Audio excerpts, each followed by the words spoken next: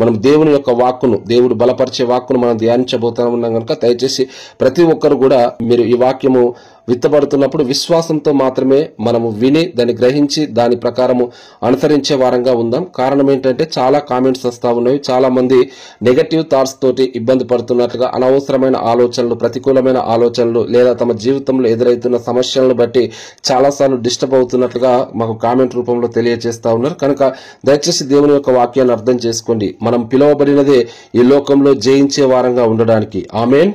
నువ్వు పిలువబడ్డది ఈ లోకంలో జయించబడడానికి. అందుకే మనకు ఇంగ్లీష్ లో ఒక కోట్ ఉంటుంది, ఏంటంటే you have not been called to be victim but victor. అంటే నువ్వు ఒక బాధితుడిగా, అంటే నువ్వు పిలువబడ్డది ఒక బాధితుడిగా. విక్టిమ్ అంటే ఏంటంటే బాధించబడిన వ్యక్తి. ఒక బాధితుడిగా ఉన్న వ్యక్తిగా దేవుడు నిన్ను పిలవలేదంట, కానీ నిన్ను ఒక విజయవంతమైన వ్యక్తిగా ఉండడానికే దేవుడు నిన్ను పిలుచుకున్నాడంట. కనుక ఆయన యందు విశ్వాసం ద్వారా మనము ఆ విజయోత్సవం పొందుతున్నట్లుగా దేవుని యొక్క వాక్యంలో చూస్తా ఉన్నాం. రైట్. మరి అనేక సార్లు మన ఆత్మీయ జీవితంలో మనం జయం పొందని వారంగా ఉన్నట్లుగా, ఆత్మీయ జీవితంలో మరి ముఖ్యంగా శారీరక సంబంధంగా యుద్ధాలు ఉండవచ్చును, కానీ చాలాసార్లు మనిషి జీవితంలో అంతరంగంలో యుద్ధం జరుగుతూ ఉంది. మనిషి మనసులో యుద్ధం జరుగుతూ ఉంది. మనిషి తనకు తాను యుద్ధాన్ని చేసుకుంటా ఉండి కొన్నిసార్లు అనవసరమైన యుద్ధాలు చేస్తా ఉన్నాడు. దయచేసి అర్థం చేసుకుందాం. మనిషి జీవితంలో అనవసరమైన యుద్ధాలు చేస్తా ఉన్నాం. బైబిల్ సెలవిస్తా ఉంది, విశ్వాస సంబంధమైన మంచి పోరాటాన్ని మనం పోరాడాలంట. చూడండి ఎట్లాంటి పోరాటం. ఆ పోరాటం మంచి పోరాటమై ఉండాలి. ఆ పోరాటం ఎట్లాంటితో, దేనితో కూడిందై ఉండాలి? అది విశ్వాసంతో కూడిందై ఉండాలి. కానీ చాలా సార్లు క్రైస్తవులంగా ప్రభువును నమ్ముకున్న తర్వాత కూడా అనేక సార్లు అనవసరమైన యుద్ధాలు చేస్తా ఉన్నాం. దేవుని యొక్క వాక్యం సెలవిస్తా ఉంది, be still and know that I am God. Psalm 46:10. అంటే కీర్తన 46:10లో ఏమంటున్నాడంటే, ఊరకుండుడి నేనే దేవుడినని తెలుసుకొనుడి. జాగ్రత్తగా అర్థం చేసుకుందాం. ఊరకుండు అంటున్నాడు దేవుడు. అనేక సార్లు నీ మనసులో నెగటివ్ థాట్స్ వస్తున్నప్పుడు, సందేహాలు వస్తున్నప్పుడు, నువ్వు దానికి జవాబిచ్చుకుంటూ, దానికి లాజికల్ గా థింక్ చేసుకుంటూ, దానికి మళ్ళీ ఇంకోటి ఏదో పెనవేసుకుంటూ నువ్వు ఆలోచిస్తూ నువ్వు ఆ సమస్య నుండి బయటపడాలని నువ్వు చాలాసార్లు సంకోచిస్తా ఉన్నావు, చాలాసార్లు సతమతం అవుతా ఉన్నావు. ఆలోచించి బ్రెయిన్ అంతా హీట్ అవుతా ఉంది, మైండ్ అంతా పాడవుతా ఉంది, హృదయంలో కలవరం స్టార్ట్ అవుతా ఉంది.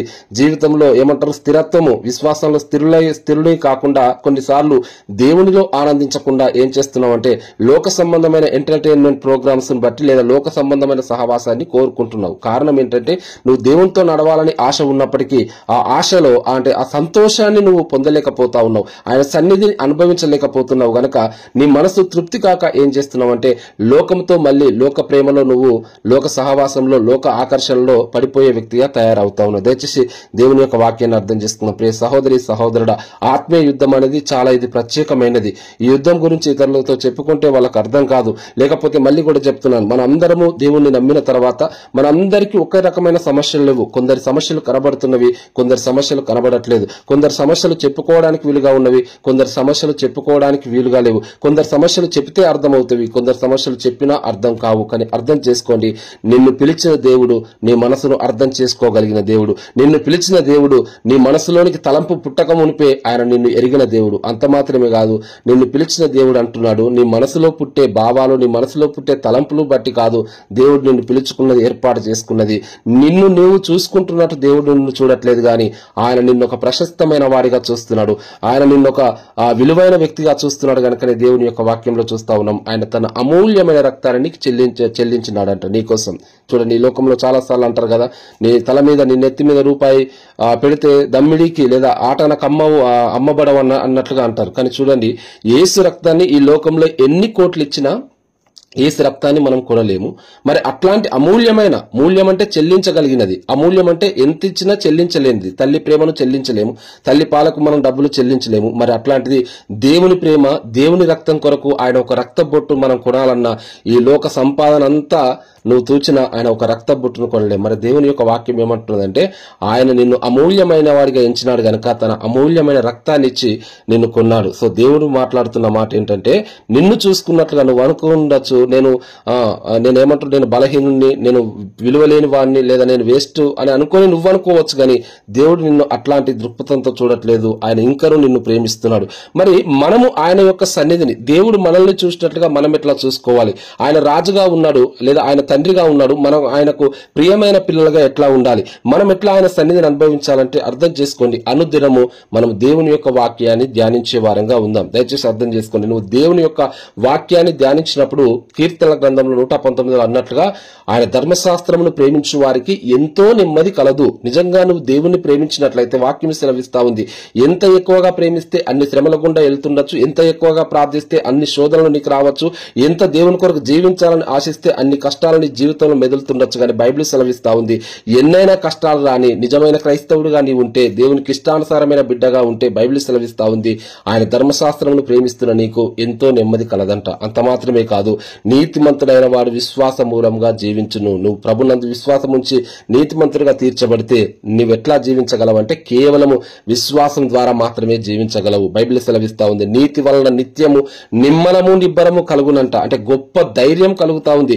గొప్ప కాన్ఫిడెంట్ కలుగుతా ఉంది. ఆ కాన్ఫిడెంట్ ఆ ధైర్యము ఇదిగో ఈ లోకం ఇచ్చేది కాదు, ఈ లోకంలో మరి ఏది ఇచ్చేది కాదు. కానీ బైబిల్ సెలవిస్తా ఉంది, ప్రభు అయిన యేసుక్రీస్తునందు విశ్వాసం ఉంచడం ద్వారా నువ్వు నీతిమంతుడిగా తీర్చబడి నీతిమంతునిగా నీకు నిమ్మలం కలుగుతా ఉంది, నీకు నిబ్బరం కలుగుతా ఉంది, నీతి సమాధానాన్ని కలగజేస్తుందంట. నీతిమంతుడు సింహం వలె ధైర్యంగా ఉంటాడంట. కనుక దయచేసి అర్థం చేసుకుందాం. దేవుని యొక్క వాక్యము విత్తబడతా ఉన్నప్పుడు మన యొక్క ఆత్మీయ జీవితాలు నిజంగా ఈ రకంగా మనము ధైర్యపరచబడే వారంగా, ఒక సింహం వలె ఉండడానికి, సమాధానం కలిగి ఉండడానికి, నిబ్బరంగా ఉండడానికి నిజంగా మన ఆత్మీయ జీవితం ఉంటుందా, లేదా చిన్న చిన్న విషయాలకే దిగులు పడుతూ భయపడుతూ బలహీనపరచబడుతూ ఉంటే ఆత్మీయ జీవితంలో నువ్వు విజయాన్ని సాధించలేవు. అర్థం చేసుకోండి. శరీరక సంబంధమైన మనసు కలిగి, శరీర కోరికలు కలిగి, లేదా శరీర క్రియలు కలిగి ఆత్మీయ యుద్ధంలో విజయం పొందాలంటే నువ్వు విజయాన్ని పొందజాలవు. కంప్లీట్ గా నీ మైండ్ సెట్ అనేది చేంజ్ కావాలి. కంప్లీట్ గా నీ విశ్వాసం అనేది నీ సబ్ కాన్షియస్ మైండ్ లో ఉన్నటువంటి నెగటివ్ అంతా తీసివేయబడి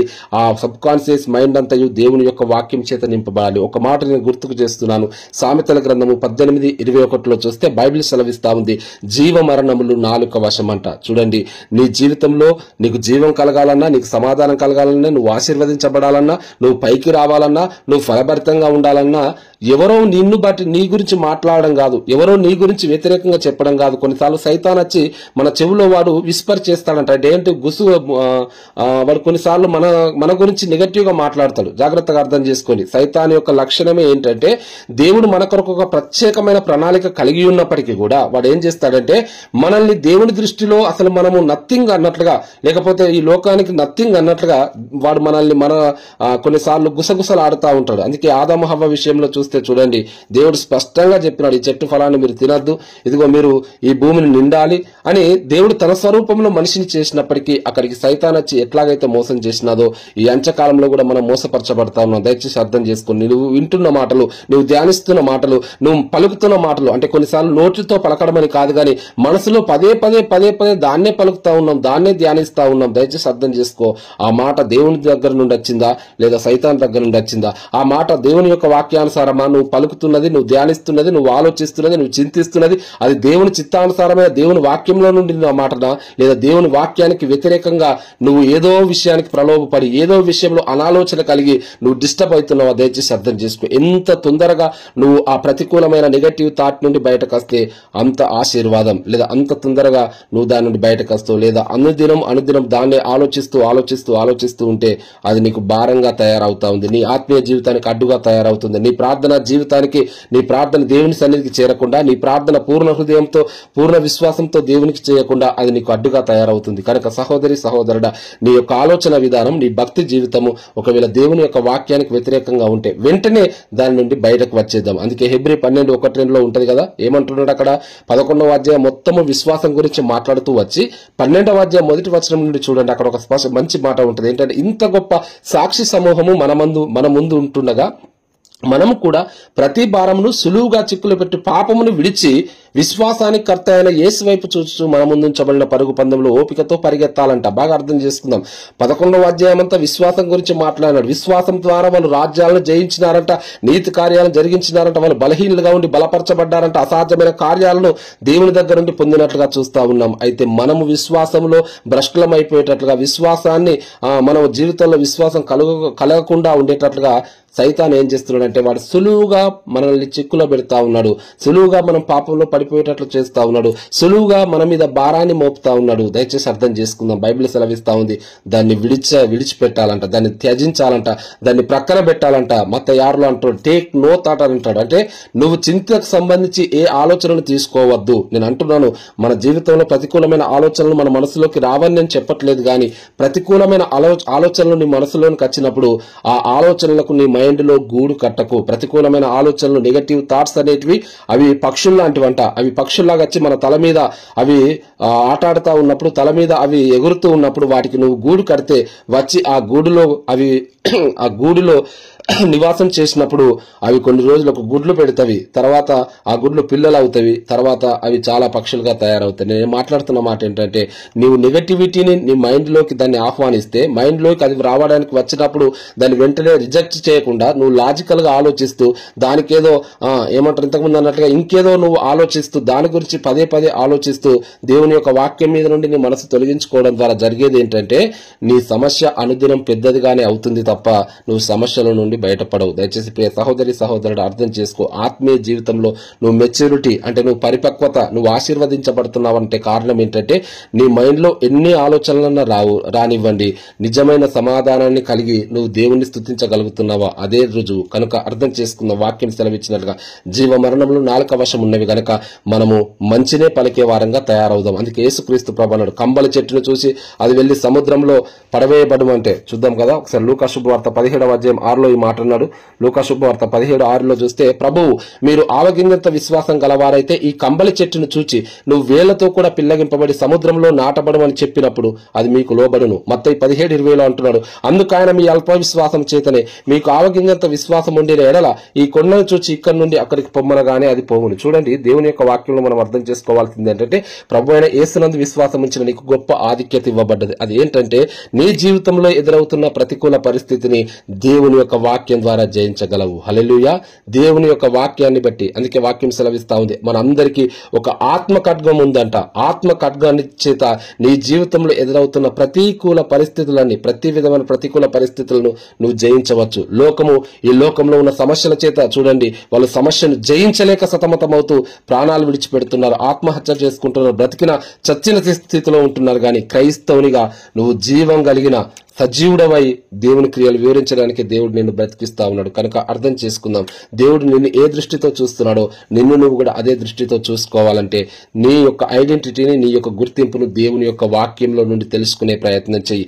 దేవుని యొక్క వాక్యాన్ని ధ్యానించినప్పుడు దేవుడు నిన్ను ఎంతగా ప్రేమిస్తున్నాడో నీకు అర్థమవుతుంది. దేవుని యొక్క వాక్యాన్ని ధ్యానించినప్పుడు నువ్వు ఎదుర్కొన్న పరిస్థితి ఇది సైతాను సంబంధమైనదా లేదా దేవుని చిత్తానుసారమైనదా, ఈ పరిస్థితి నుండి ఎట్లా బయటకు రావాలని పరిశుద్ధాత్మ దేవుడు నీకు బోధించబోతా ఉన్నాడు. కనుక ప్రియ సహోదరి సహోదరు, నీ జీవితంలో నువ్వు జయించబడము దేవుని యొక్క ఉద్దేశము, నువ్వు ఉన్నతమైన స్థితిలో ఉండడం దేవుని యొక్క ఉద్దేశము. అయితే ఇవన్నీ జరగాలంటే నేను చెప్తున్నాను, నీ జీవితంలో ఆత్మీయంగా యుద్ధం లేకుండా, పోరాటం లేకుండా నీకు ఆశీర్వాదం రాదు. జాగ్రత్తగా అర్థం చేసుకోండి. ఇదే నేను చెప్పదలుచుకుంటున్నది. నీ జీవితంలో పోరాటం అనేది తప్పనిసరి. నిజంగా నువ్వు దీవించబడాలనుకుంటున్నావంటే, ఆశీర్వదించబడాలనుకుంటున్నావంటే ఇండైరెక్ట్ గా నువ్వు ప్రాబ్లమ్స్ కావాలని కోరుకుంటున్నావు. వాస్తవంగా ఎవరము కూడా ప్రాబ్లమ్స్ రావాలి, నా జీవితంలో ప్రాబ్లమ్స్ ఉండాలని ఎవరము కోరుకోము. కానీ నిజంగా నీ జీవితంలో నీకు పైకి రావాలనే ఆలోచన కలుగుతుంది చూడు, నీ జీవితంలో ఆశీర్వాదకరంగా ఉండాలని అనుకుంటున్నావు చూడు, నీ జీవితం ద్వారా అనేకులు మార్పులోనికి, అనేకులు మారుమనసులోనికి, అనేకులు వాళ్ళు విశ్వాసంలో పురికొల్పాలని నువ్వు అనుకుంటున్నావంటే, అట్లాంటి ఆశ ఆసక్తి నీలో ఉందంటే అర్థం చేసుకో, నువ్వు ఇండైరెక్ట్ గా నా జీవితంలో నాకు సమస్యలు రావాలనే కోరుకుంటా ఉన్నావు. కనుక సహోదరి సహోదరుడా, సమస్యలు వచ్చినప్పుడు బాగా అర్థం చేసుకుందాం. సమస్యలు వచ్చినప్పుడు అది ఎంత పెద్ద సమస్య దాన్ని బట్టి కాదు నీ జీవితము నువ్వు ఆలోచించాల్సింది.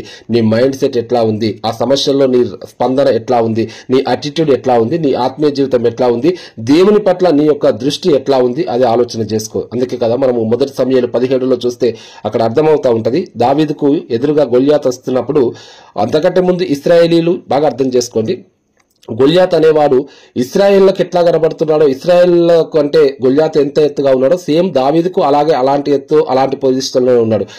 సౌలుకి ఎట్లా కనబడుతున్నాడో దావీదుకు కూడా అట్లాగే కనబడుతున్నాడు. కానీ అర్థం చేసుకుందాం, చూడండి, దావీదు వచ్చినప్పుడు గొల్యాతు తన ఎత్తు తగ్గినట్లు లేదా తన యొక్క బాడీ తగ్గినట్లు బలహీనుడైనట్లుగా చూడట్లేదు. గొల్యాతు ఆరంభం నుండి ఎట్లా ఉన్నాడో ఆ 40 రోజులు వాళ్ళని బెదిరిస్తూ వస్తూ ఉన్నట్లుగా ఆ 40వ రోజు కూడా గొల్యాతు అట్లాగే ఉన్నాడు దావీదు దృష్టికి. కానీ దావీదు దావీదులో ఆ జీవం కలిగిన దేవుని పట్ల ఉన్నటువంటి పర్సెప్షన్, ఆ దృష్టి, ఆ విశ్వాసము, ఇదిగో ఆ మైండ్ సెట్ ఆ గొల్యాతును ఆయనకు చిన్నగా కనబడతా ఉంది. వాస్తవంగా దావీదే సైజులో చిన్న, తనకంటే బలములో చూస్తే చిన్న, తనకున్నటువంటి యుద్ధ నైపుణ్యతలతో పోలిస్తే దావీదుకి ఎలాంటి నైపుణ్యత లేదు. కానీ దావీదుకు ఉన్నటువంటి జీవం కలిగిన దేవుని మీద ఉన్నటువంటి ఆ పర్సెప్షన్ అంటే ఆ దృష్టి గొల్యాతును చిన్నవానిగా చూపిస్తా ఉంది. కాబట్టి అర్థం చేసుకుందాం, నీ సమస్య గురించి నువ్వు ఆలోచిస్తూ, నువ్వు దాని గురించే ధ్యానిస్తూ లేదా దాని మీదనే ఫోకస్ చేస్తూ ఏమైపోతున్నావు అంటే నీకున్నటువంటి ఐడెంటిటీ, నీకున్నటువంటి గుర్తింపు లేదా దేవుడు నీ పట్ల కలిగి ఉన్న ప్రేమ ప్రణాళిక కంటే కూడా నీ సమస్య పెద్దదిగా అనిపిస్తుంది. కానీ దేవుడు మాట్లాడుతున్నాడు, నేను ఎంతగా ప్రేమించినానంటే కొండతో నువ్వు మాట్లాడితే కొండ వెళ్ళి ఇక్కడ నుండి అక్కడ వెళ్ళిపోమంటే అక్కడ వెళ్ళిపోద్దంట. చూడండి, యేసుక్రీస్తు ప్రభు ఏదో డైలాగ్ లేసి మనం ఏదో సినిమాలో చూసే డైలాగులతో మాట్లాడి మనల్ని ఏదో మభ్యపెట్టడం కాదు ఆయన ఉద్దేశం. ఆయన మాట్లాడుతున్నాడంటే ఆ మాట సత్యం గలది. ఆ మాట నువ్వు నమ్మినావంటే తప్పకుండా ఆ మాట ద్వారా అద్భుతం జరగబోతా ఉంది. అందుకే బైబిల్లో చూస్తే ఆయన తన వాక్కును పంపి అద్భుతాన్ని చేసినాడంట. ఆయన తన మాట రిలీజ్ చేయగానే అద్భుతం జరిగిందంట. కనుక ఎందుకు ఈ అనుదిన ప్రార్థనలు, ఈ లైవ్ ప్రేయర్స్ మనకు జరుగుతున్నామంటే నిజంగా దేవునిలో శక్తే లేకపోతే, యేసుక్రీస్తు ప్రభు మతమే అయితే, యేసుక్రీస్తు పవర్లెస్ పర్సన్ అయితే మనం ఇంత పొద్దున లేచి ఈ టైంలో మనం ధ్యానించాల్సిన అవసరం లేదు. మన సమయాన్ని వేస్ట్ చేసుకొని లేకపోతే ఈ గంట సేపు మనం మంచిగా పడుకుంటే కనీసం బాడీకి రెస్ట్ అయినా ఉంటుంది కదా, లేదా మైండ్కి రెస్ట్ ఉంటుంది, బాడీకి కొద్దిగా హీలింగ్ ఉంటుంది. కానీ ఎందుకు మనం నిద్రలు చంపుకొని, ఎందుకు మనం ఇంత ఆయాసంగా ఉన్నాం, మనం ప్రార్థనలో ఉంటున్నామంటే బైబిల్ సెలవిస్తా ఉంది, దేవుని వలన బలము పొందు జనులు ధన్యులంట. ఎందుకు ఈ ఉదయకాలం మనం దేవుని సన్నిధిని వెతుకుతున్నామంటే మన బలము ఆయన మాత్రమే, మనకు బలము ఆయన దగ్గర నుండి మాత్రమే వస్తుంది. కనుక ప్రియ సహోదరి సహోదరుడా, దేవుని యొక్క వాక్యాన్ని బట్టి మనం అర్థం చేసుకుందాం. దేవుని కృప వలన బైబిల్ సెలవిస్తున్నట్లుగా 2 తిమోతి 2వ అధ్యాయం 1వ వచనం, కుమారుడా క్రీస్తు యేసునందున్న కృపచేత బలవంతుడవు కమ్ము. నాకు తెలియదు నీకున్న వ్యక్తిగత సమస్య ఏంటో తెలియదు, నీకున్న అనారోగ్య సమస్య ఏంటో తెలియదు, నీకున్న మెంటల్ టెన్షన్ ఏంటో నీకు తెలియదు. నేను ఒకే ఒక్కటి చెప్పదలుచుకుంటున్నాను, నీ జీవితంలో దేవుని ఉద్దేశం ప్రణాళిక ఉందని అర్థం చేసుకోవడానికి రుజువు ఏంటంటే నీ జీవితంలో దేవుడు ఈ ఒక్క రోజుని ఇచ్చినాడు. బాగా అర్థం చేసుకోండి, ఒక రోజు దేవుడు నీ జీవితంలో పొడిగించినాడంటే ఇంకనూ దేవునికి నీ పట్ల ప్రణాళిక ఉంది, ఇంకనూ దేవునికి నీ పట్ల ఒక ఉద్దేశం ఉంది. నీ జీవితంలో ఒక అద్భుతం చేయడానికే దేవుడు నిన్ను సజీవ లెక్కలో ఉంచినాడు తప్ప నువ్వు పనికిరాని వ్యక్తిగా, ఫలించలేని వ్యక్తిగా ఉంటే దేవుడు నీకు ఈ సమయాన్ని ఇవ్వకపోవచ్చు. కనుక అర్థం చేసుకుందాం, తప్పకుండా దేవుడు నా జీవితంలో, మా జీవితంలో అద్భుతం చేసి, ఇప్పుడు ఏ సమస్య గుండా, ఏ శోధన గుండా అయితే వెళ్తున్నావో దేవుడు నిన్ను అలాంటి సమస్యల్లో, శోధనలో ఉన్న వారికి మాదిరికరంగా చేయబోతున్నాడు. దేవుడి మాటలు మన వినికిల్లో ఫలింపచేయును గాక. ఆమెన్.